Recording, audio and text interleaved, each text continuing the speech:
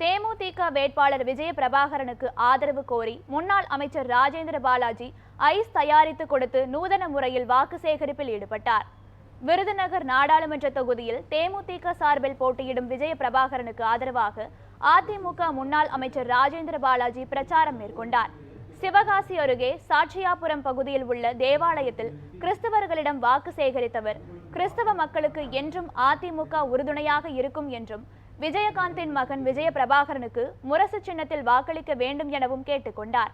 பின்னர் அதே பகுதியில் இருந்த ஐஸ் கம்பெனிக்கு வேட்பாளருடன் சென்ற ராஜேந்திர பாலாஜி ஐஸ் தயாரிப்பது குறித்து கேட்டறிந்தார்.